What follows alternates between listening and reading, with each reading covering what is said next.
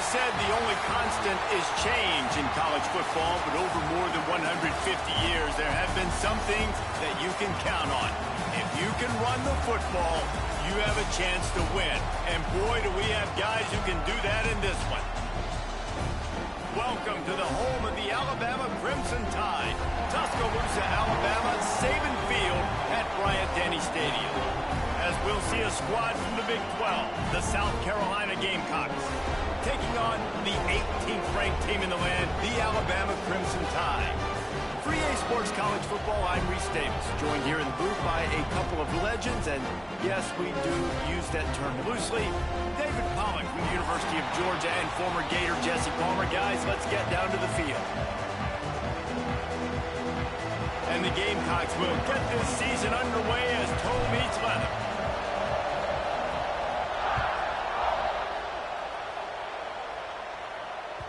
It bounds through the back of the end zone. It'll be a touchback.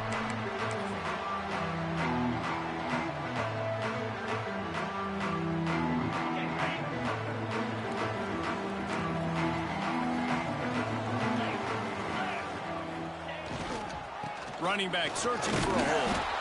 And maybe he'll get back to the line of scrimmage, but no more than that. Guys, let's chat about Alabama. You start the season top 25. Clearly expectations are flying your way, but with that might come some roadblocks. Well, I think you got to take every week and every opponent one at a time. The number beside your name doesn't matter right now. The number matters late in the season. So you want to start the season fast. You want to be gelling on offense and on defense. I think that's the challenge early here. Absolutely. Figuring out who you are. Obviously some talented pieces, well thought of in the top 25, but a lot of season to go out and prove it. Day one, game one. Make that first impression. From the 39-yard line, it's 1st and 10. Quarterback needs to make a better throw there. Incomplete. That quick slant is a hard ball to adjust to and make your quarterback look good. If you throw it behind me and I'm coming down the line of scrimmage, I really don't have a chance to adjust and try to make my quarterback look good. He's got to miss that thing low or high. He can't miss it behind me. Plenty of work to do here on 2nd and long. From the shotgun now, here's an inside give. That is a big win for this defense as they were right there as soon as he got the ball. Alabama with a lot of ground to cover here on 3rd and long.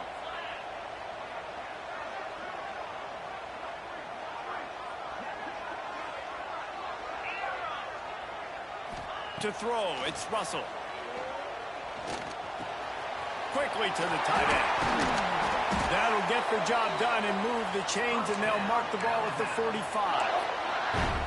And that's why QBs love their tight ends so much, right? Especially when they're athletic, because they make short throws turn into long gains. Because of his ability after the catch, it's so unique and special. He is dominant in this offense. Motion from the wideout.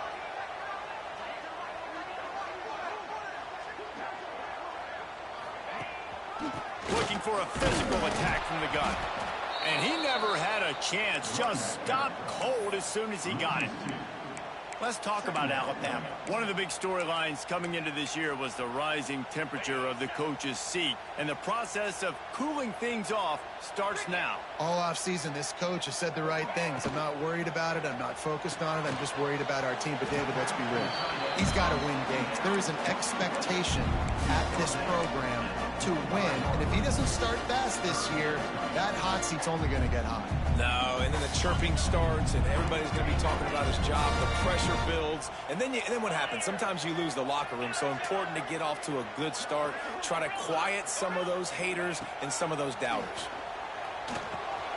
Got it in the middle. It's Meadows. Oh, there's the ball. Defense grabs the football, and there he goes. Oh, he's got a chance. Flying out to the left. Touchdown, South Carolina. The defense putting points on the board. Nice job by the defense forcing the fumble. That took the perfect bounce right into the DB's hands. He shows you the speed and takes it back all the way for a touchdown. That was the definition of a fortuitous bounce. And the extra point is good, and it's 7-0. That is a defensive player's dream. Ball sitting there, chance to scoop it up, one with it, and they don't stop you until the band starts playing. What kind of field position can he help them with on the return? Nice job executing all of the assignments as they put a stop to that return at the 22. They'll snap this one to start the drive from their own 22. Give to the running back. And he was fortunate not to lose yardage on that play, able to wedge it back to the line of scrimmage. Guys, let's chat about Alabama. They had some holes to fill on the roster. They've gone into the portal. They brought in a pretty decent haul. How good do you think this staff feels right now addressing those areas of need, David? Well, I think you feel really good about bringing in quality depth, experience depth, but now the trick is to merge it with your other guys and everybody get on the same page, and moving in the same direction. The coaching staff is so excited, too. They feel like if they can stay healthy, they can take an extra step versus where they were a year ago because of these new bodies they found through the portal. That's reeled in. It's Adams. That's not quite going to be enough as they stop him 4 yards short of the marker. Alabama will bring the punt team on the field. First time we've seen their punt team this afternoon. Fields the punt. Wants to make a play.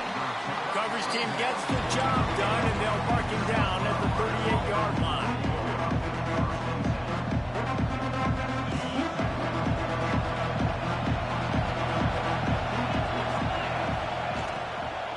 The give from the gun.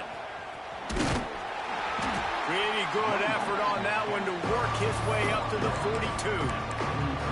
And those body blows really, really matter. Like, I want to be able to hand the ball off to my running back 10, 15 times a game. Make the defense tackle them, wear them out. Sometimes these 3 to 4 yard runs, later in football games, they turn into 5 to 15 to 20-yard gains just because of the body blow effect. And that's a really good example of why offensive coordinators script plays. You know the down and distance, and you know which routes can get you to the... He lobs one high down the left side. And that one's incomplete. Worth taking a shot there, but couldn't hook up.